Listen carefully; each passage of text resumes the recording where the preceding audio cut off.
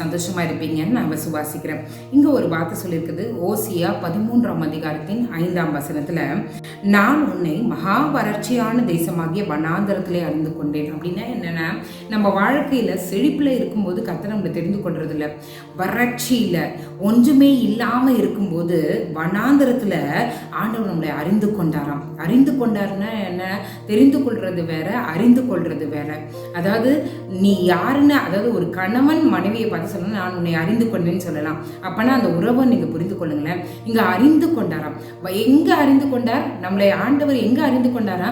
மகா வறட்சியான தேசமாகிய வனாந்தரத்துல நம்மளை அறிந்து கொண்டாராம். நீங்க யோசிச்சு பாருங்களேன், நம்மளுடைய வாழ்க்கையில ஒண்ணும் இல்லாத இருக்கும்போதே கர்த்தர் நம்ம யாருன்றதை அவர் அறிந்திருக்கிறார். அறிந்திருக்கிற தேவன் நம்மோடு இருக்கும்போது, எல்லாம் இருக்கும்போதும் அறிந்திருக்கிற தேவன், இல்லாத போதும் அறிந்திருக்கிற தேவன், அந்த நல்ல தேவன் இருக்கும்போது நீங்க ஏங்க கவலைப்படுறீங்க? அவரிடத்துல நம்மளோட பிரச்சனைகளை நம்ம சொல்லிடலாம்.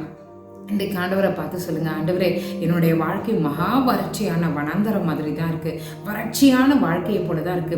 எங்க பாரு வறட்சி, பசுமையை பார்க்கவே முடியல, கனிகளை பார்க்க முடியல, வளத்தை பார்க்க முடியல சொல்லிட்டு நீங்க புலம்பிட்டு இருக்கீங்களா?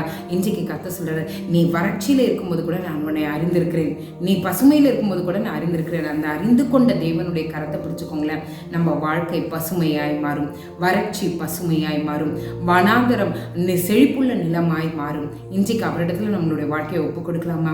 எங்களை நேசிக்கிற நல்ல பரமபிதாவே, அப்பா, எங்களுடைய வாழ்க்கையில எங்க பார்த்தாலும் வறட்சி வறட்சி வறட்சி நினைச்சு ஆண்டவரே எங்களை நாங்கள் நொந்து கொண்டது உண்டு. ஆண்டவரே என் கர்த்தர் மாற்றுவீராக, என் கர்த்தர் மாற்றுவீராக, என் கர்த்தர் காரியங்களை மாற்றி கொடுப்பீராக. நீர் என்ன பண்ணுவீங்க, ஏது பண்ணுவீங்கன்னு எனக்கு தெரியாது ஆண்டவரே.